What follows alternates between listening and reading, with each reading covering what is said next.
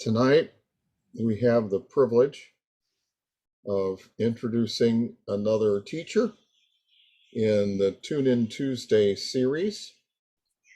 We've made a lot of headway on the 7 ones.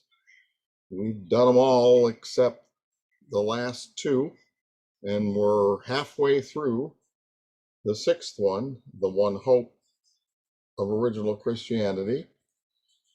Ed Horney taught chapter 1 on the practical application, practical side of the hope. And then I have taught chapter 2 so far, where we've gotten into the Old Testament and we've learned what the expectation was for their hope.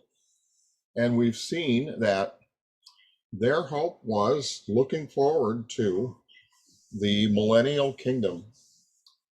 And one situation that we've seen is that because the mystery was hidden, that they did not have any figment of in their imagination about the things of the great mystery and the portions of our hope that we hold dear today.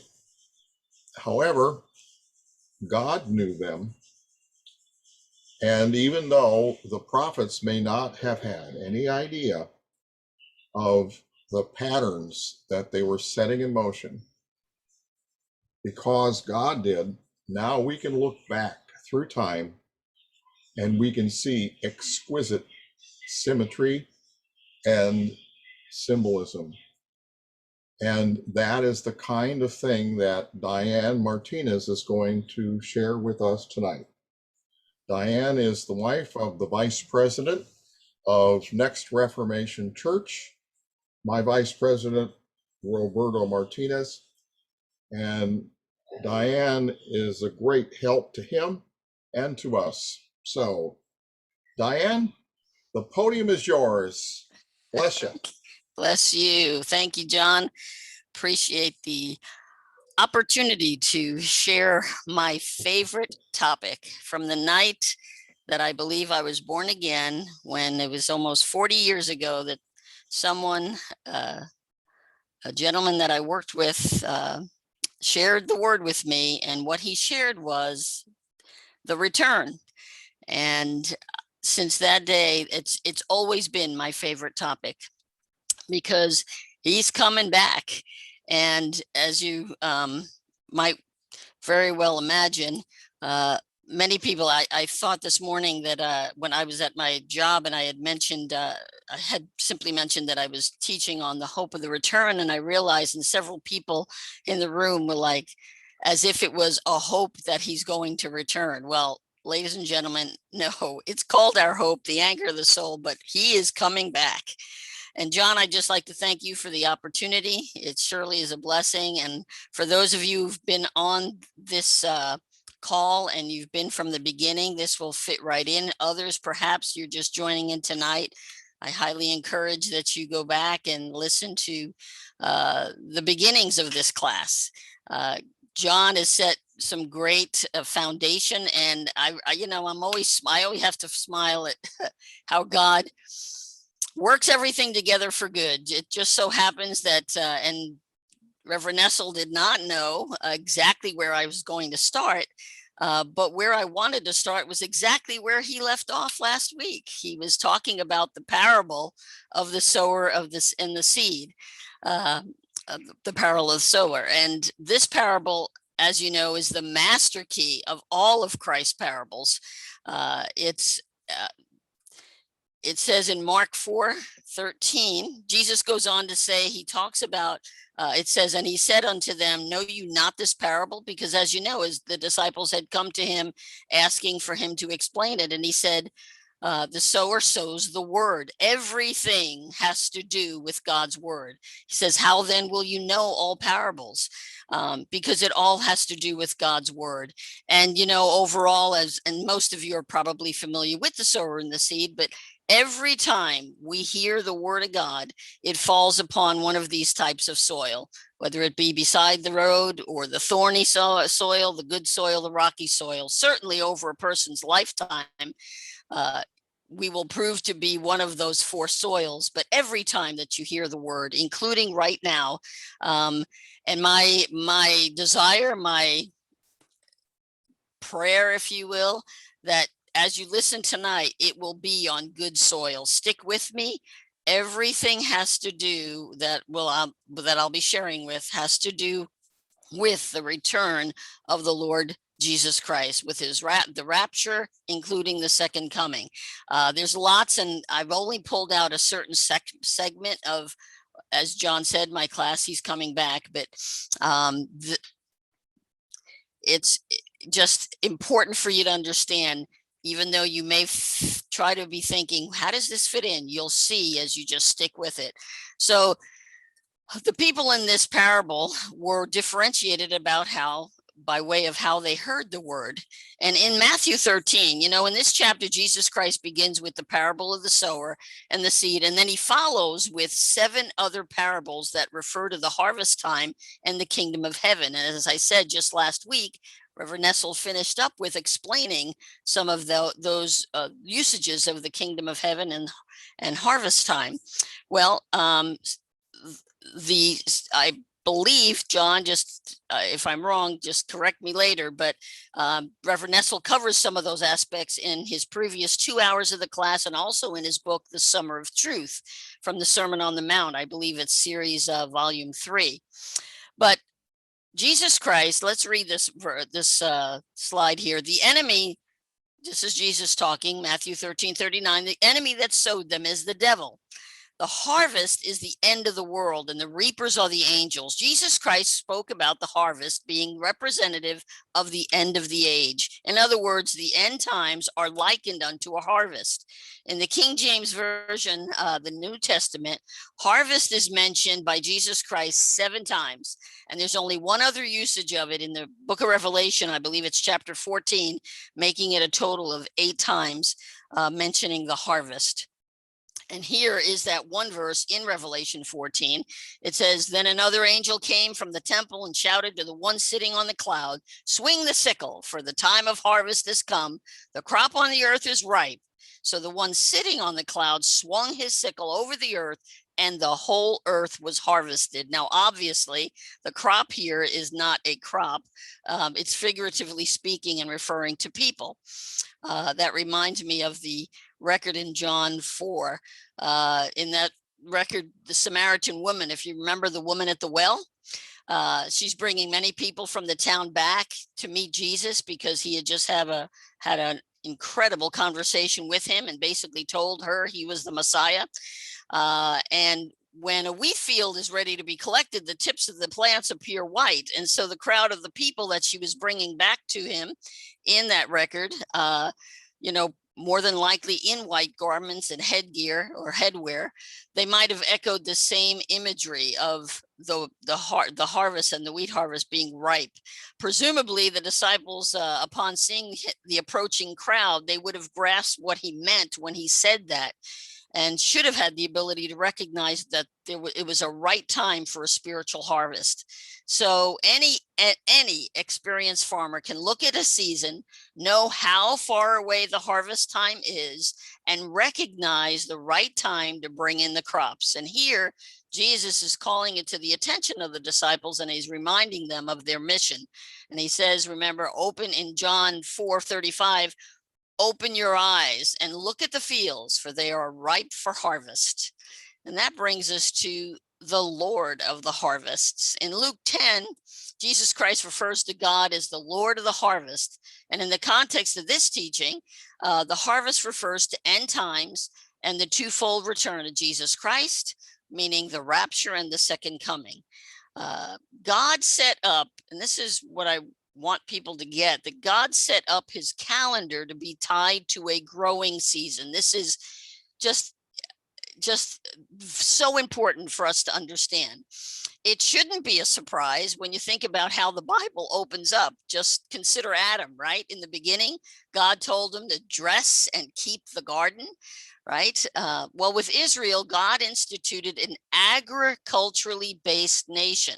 not industrially based and not a merchant based nation. And this is key because those of us in America, if you don't live in the Midwest or where there's a lot of crops, we miss this. Those, especially those like me, myself, who has been born and raised in large cities, New York, and I've been in Los Angeles, and I lived in Miami, and I lived outside the country in Santo Domingo, all these cities. So if you're not familiar with crops and harvests, the terminology might escape you a little bit, but it's what's the word? Just, it's so important to understand that God has tied his calendar to be tied to a growing season. So moving right along. So I'm just going to give you some imagery. I truly believe that a picture is worth 1,000 words, which is why I love to use PowerPoints, because I think it helps to communicate so much of the word and then what's being spoken or taught about the word. It's really important, I think, that will bless you to understand there are 3 main harvest seasons in Israel, okay? And right here I have them in the chart. You can see the barley season, the wheat season, and the grapes, which is really fruits. There are other crops, but the 3 main harvests in Israel, there's the early spring harvest, and that would be the barley season. Then there's the early summer or later spring harvest, which would be the wheat season. And also, as I said, in the fall, it's known for the fruits, the olives, the grapes, figs, I believe. The spring harvest, the main crop, as I said, is barley.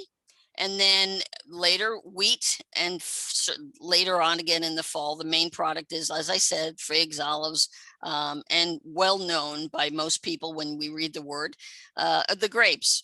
What's interesting is that each of these crops is harvested and dealt with differently. And this is interesting when you're reading different verses in the Bible. Again, thinking about God as the Lord of the harvest, and the harvest being talked about as the end of the age, as Jesus said.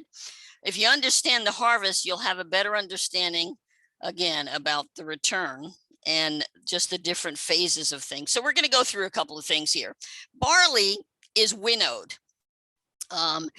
You beat it with a stick and a winnowing fork. You could Google that sometime, maybe look at some clips. You cannot crush barley. It's too soft. It's basically, if you see here on the, can you see my laser pointer? Yeah, you can see it. On this, the barley, it's winnowed. Down here, you see the gentleman with a winnowing fork, and he's throwing the barley up in the air, and it's simply separated by the wind.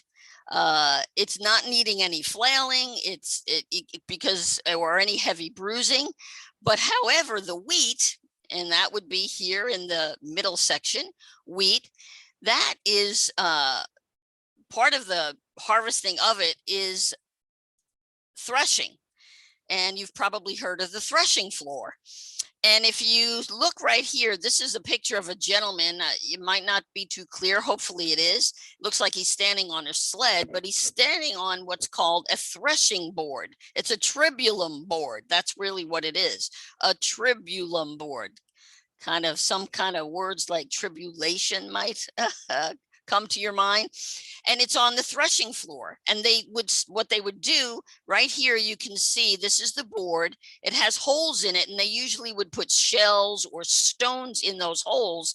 And then they would stand upon the board, and usually with an animal would be pulling them. I think this is the back of an animal right there, pulling them along the threshing floor to separate the wheat.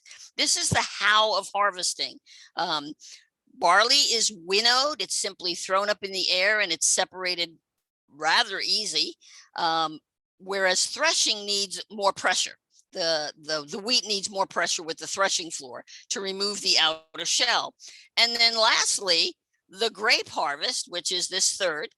As you know, grapes, they have to be separated from the skin. You separate the skin from the blood of the grape, and you do that by stepping on them or they would put them in a bucket and stomp on them.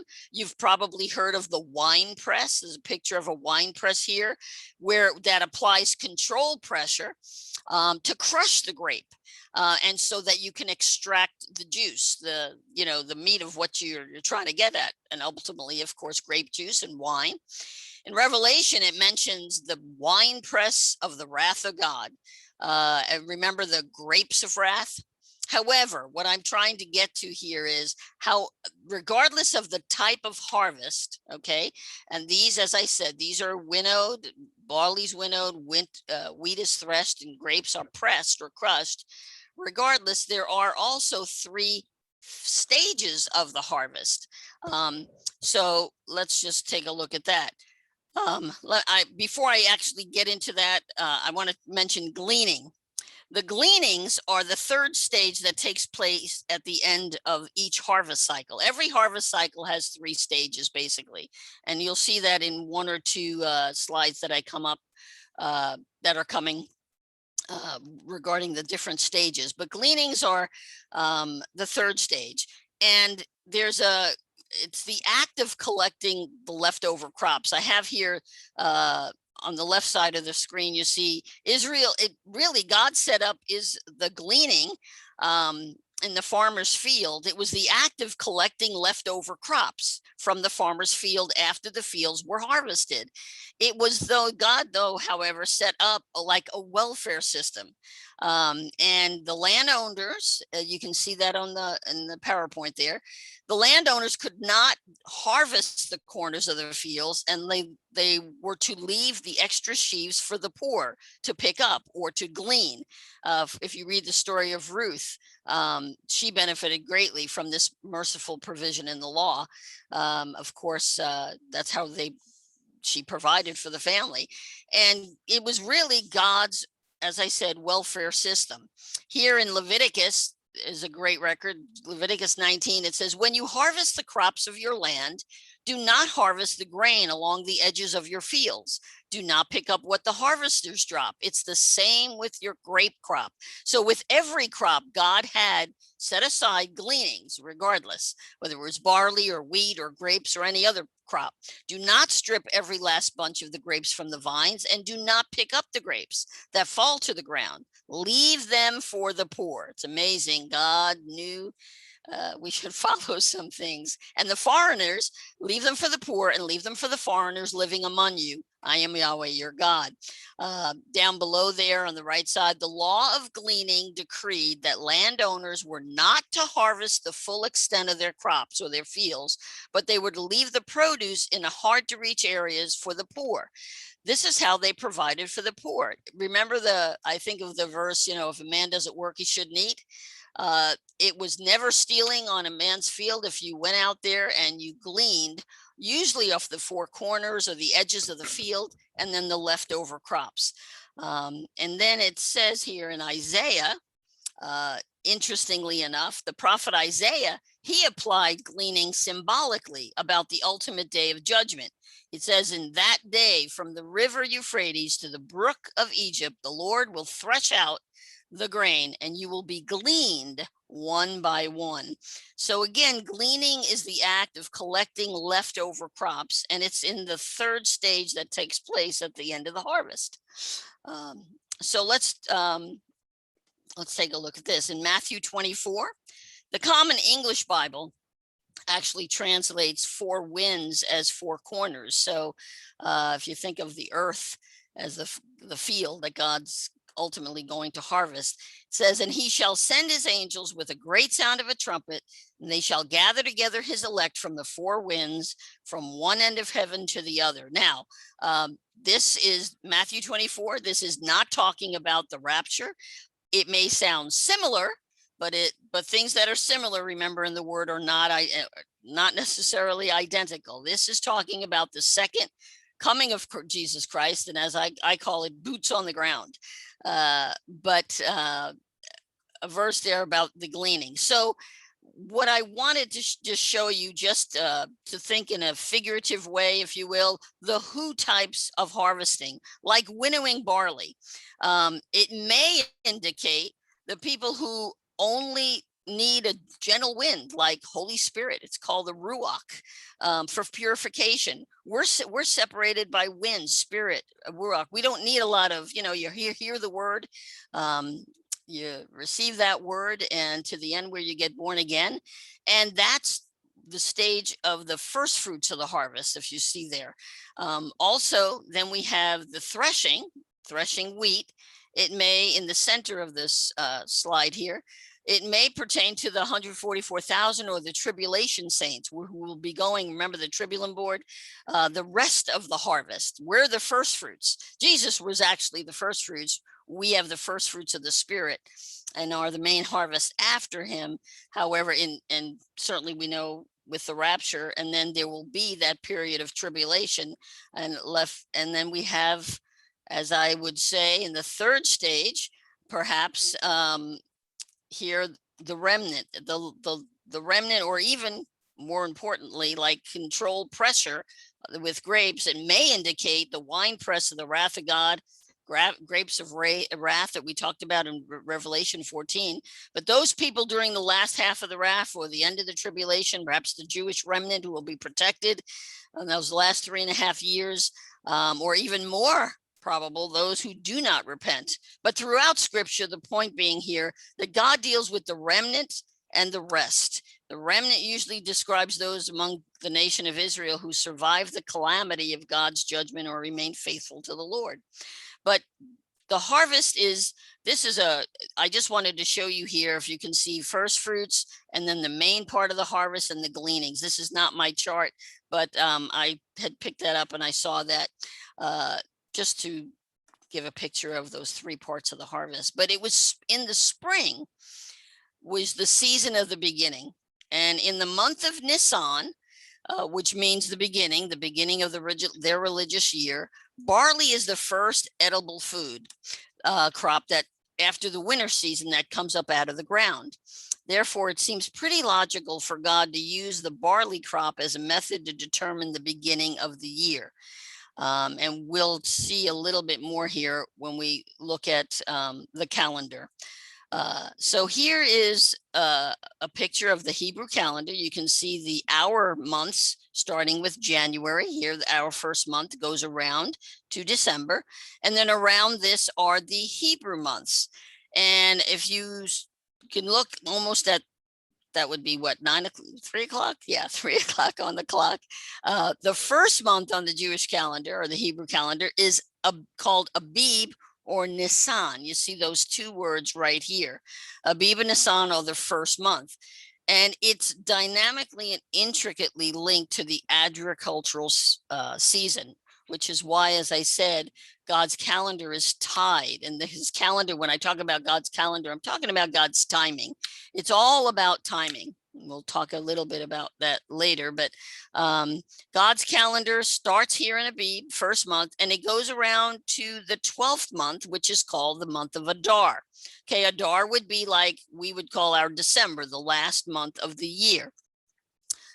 Well, the key to understanding, however, the Jewish leap year, okay, as well as God's prophetic calendar, is to understand the difference between Abib and Nisan. And again, a reminder here that this first month, it says Abib or Nisan. The month of Abib begins in the spring equinox.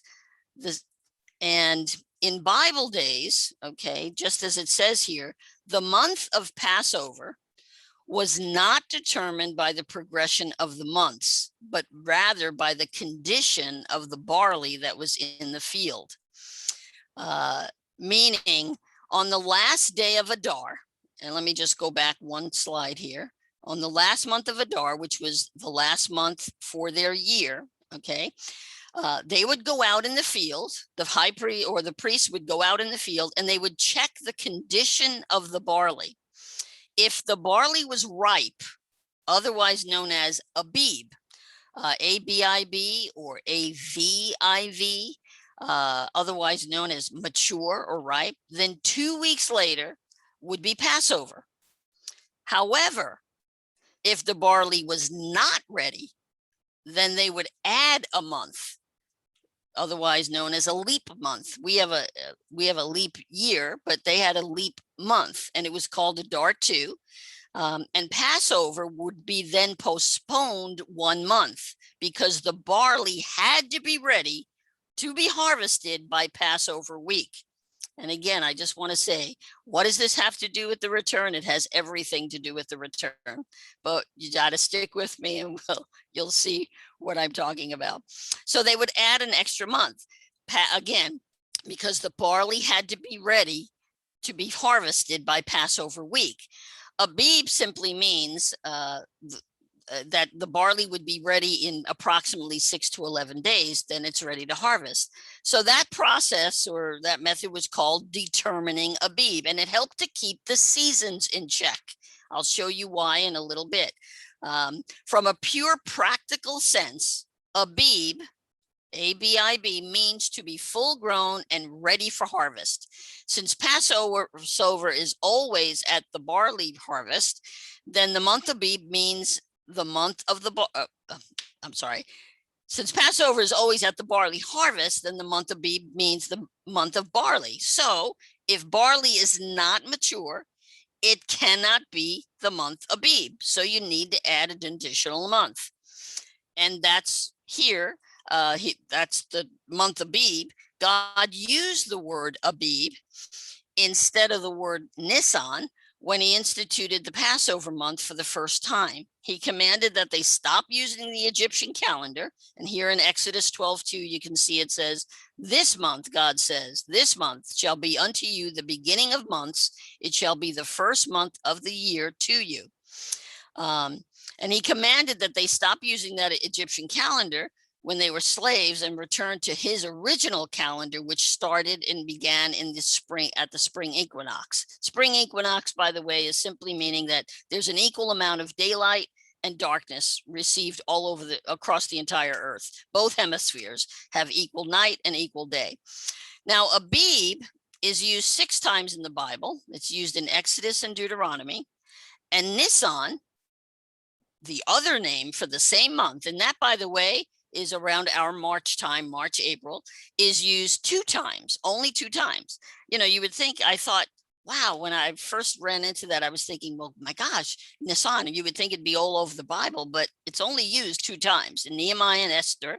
And both of those where it's used are post-captivity books. They were after the captivity, Babylonian captivity. So as a result of the Babylonian influence, God's people were calling this month, the same month of Abib, but they were calling it Nisan. Now, here's a verse, one of the 2 records in Nehemiah. In the month of Nisan, in the 20th year of King Artaxerxes, when wine was before him, I took up the wine. Now, this is Nehemiah. I took up the wine and I gave it to the king. Now, I had not been sad in his presence, because I believe he was the cupbearer, the wine bearer. He would, taste the wine first and make sure nobody was trying to kill the king, I think. And the king said to me, why is your face sad, seeing you're not sick? This is nothing but the sadness of the heart. Then I was very much afraid, and I said to the king, let the king live forever.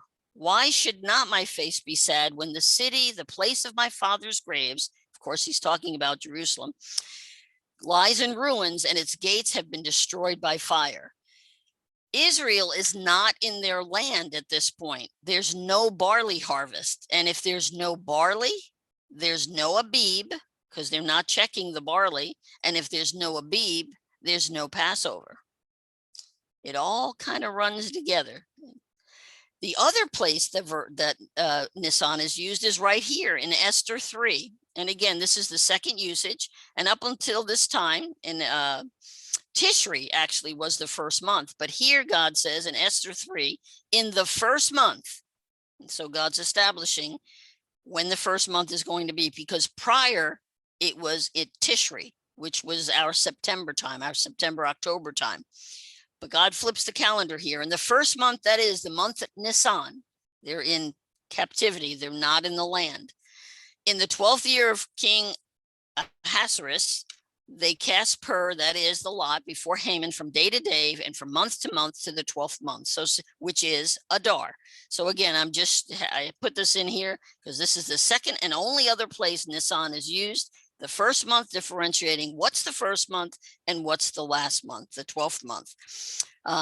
So again, I had this up before, but I wanted to repeat it. The key to understanding the Jewish leap year as well as God's prophetic calendar is to understand the difference between Abib and Nisan. It has to do with timing.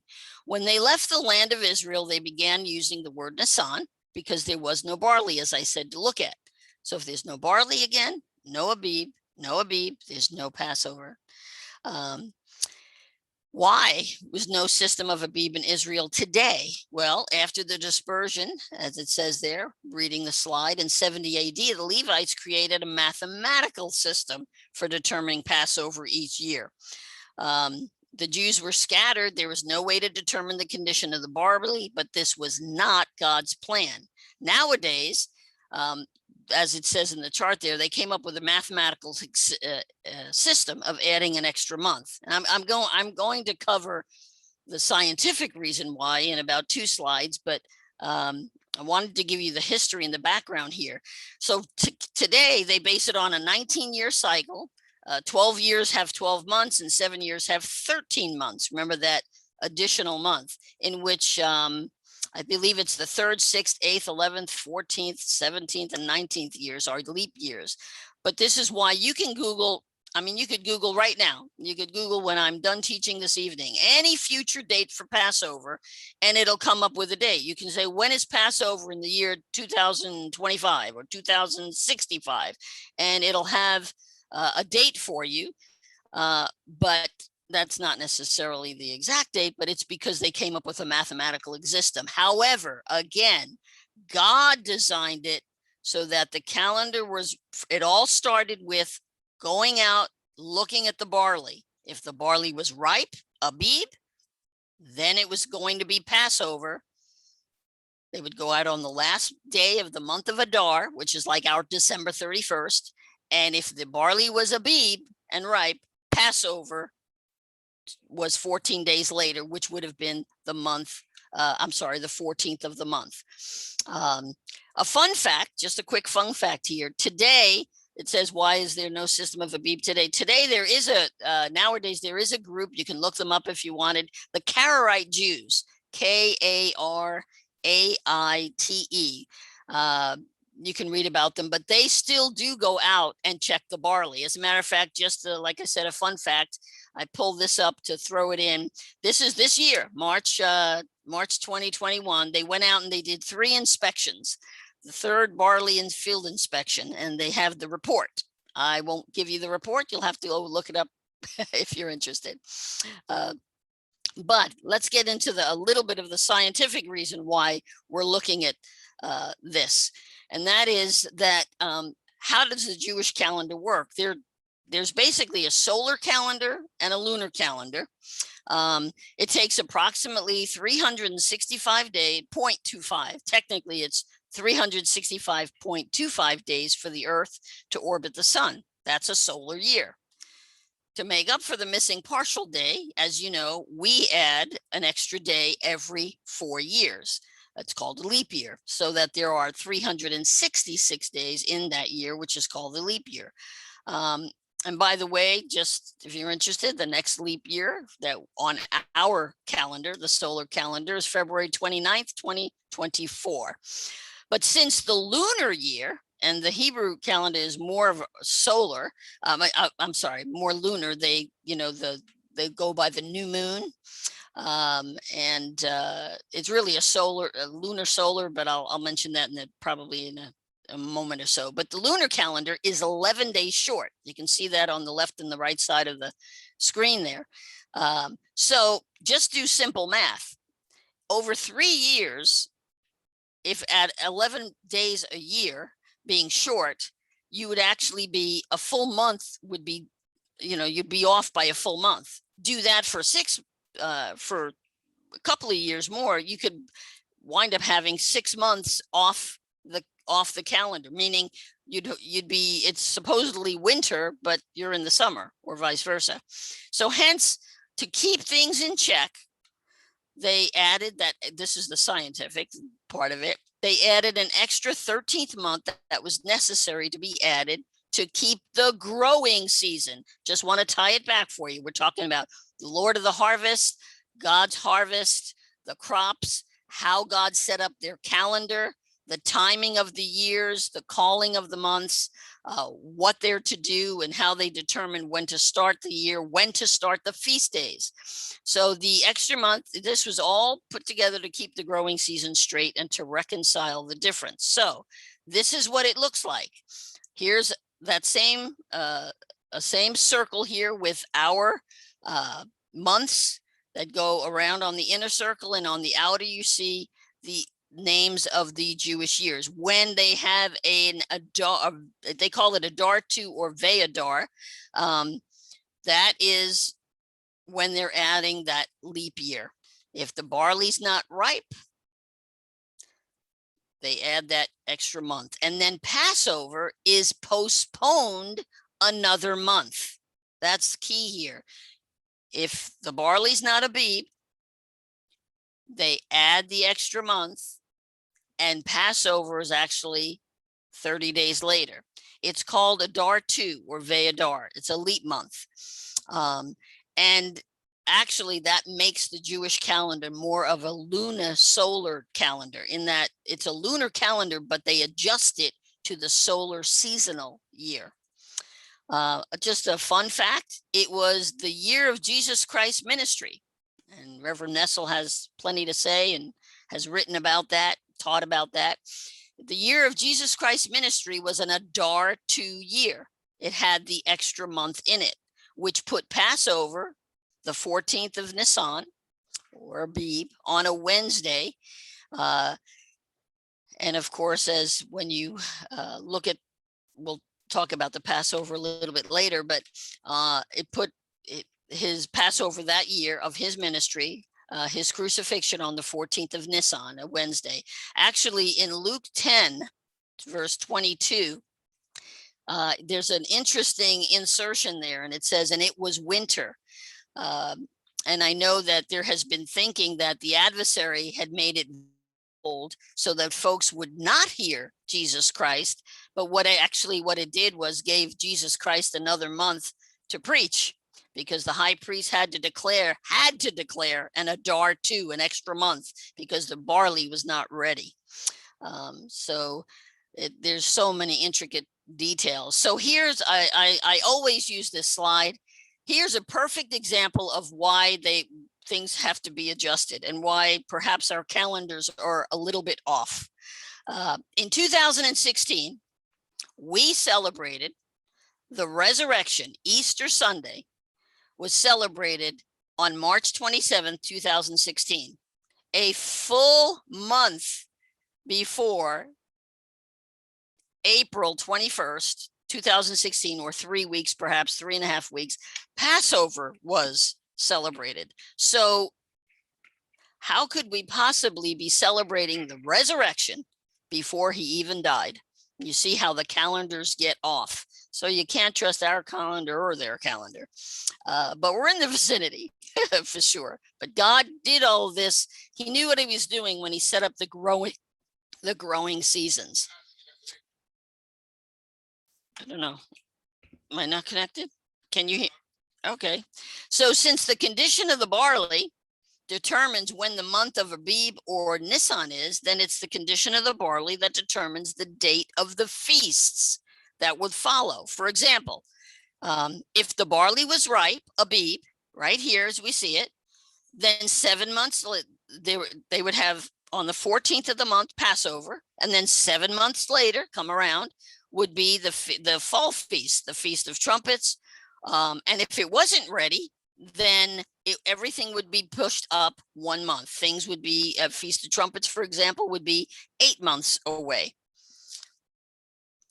So the Jewish biblical sacred religious year, I just want to show one more thing having to do with timing and the way God set up their calendar and when they were to have their different festivals and feasts. And the Jewish year begins in the spring around March or April. And here we have that, okay? And this is considered their civil year. The religious year, their sacred year.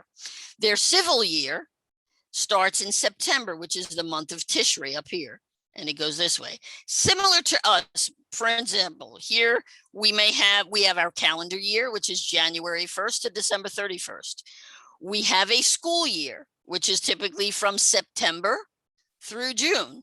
We have businesses will have a fiscal year. It may be similar to the calendar year, but it may be starting July 1st, through June 30th. So no difference here. The biblical or the religious calendar, the civil year was from Nisan to Adar, and their civil year, which was really the official calendar of kings and childbirth and contracts, they started it in September through Elul, which is like our month of August. All right, but just want to be sure that we understand that I believe Reverend Nessel actually earlier in this class, in these sessions, he had mentioned about the kings, that Judah and Israel had counted the kings in two different ways. Judah observed the years from Tishri to Tishri, but Israel observed the kings from Nisan to Nisan. So if you're into chronology, and I know Reverend Nessel definitely is, those are key points in understanding different times as we try to put the word together. So, all right. So I'm going to ask a bold question here, or make a bold statement, if you will. It says here, a year of 13 months is only decided by the state of the barley in Israel. When the barley is Abib, and I know I've repeated this several times, but I really want you to understand this. When the barley is Abib, at the 12th month end, the next new moon begins the biblical year. So have you ever heard of typology? Perhaps yes, perhaps no. The types, the shadows, the patterns that God has in his word. Well, for instance, Israel is known as the fig tree, right? It's a figure, also known as the woman. Well, a question I have for you, could the barley be a type of Israel? Meaning the condition of Israel, like the condition of the barley, is what determines the timing of end events. Something for you to consider deeply. Could it be that when Israel is Abib, I'm talking Israel being Abib, ripe, mature, that's, and only God would know that things will kick into gear here as we talk about end times. We're certainly in the end times. I've said it many times, others have said it as well, that the end of the dog is the tail, but the tip of the tail is really the end of the dog. Well, I would venture to say, ladies and gentlemen, if you've been around or you've been in the word, we are on that tail. Not quite sure how close to the tip, but we're definitely on the tail. And if you have eyes to see and ears to hear, I'm sure you would agree. In Judges, let me just go back here for a minute. So if Israel possibly be a type of Israel, if the barley could be a type of Israel, there's an interesting record in Judges. This is with Gideon. And the crux of the story is that a man had a dream. And when he relayed that dream, the other man understood and recognized that the barley cake represented Israel and that the armies of Midian would be defeated. Let's read it real quick here. Judges 7:13. When Gideon came, behold, a man was relating a dream to his friend. And he said, behold, I had a dream.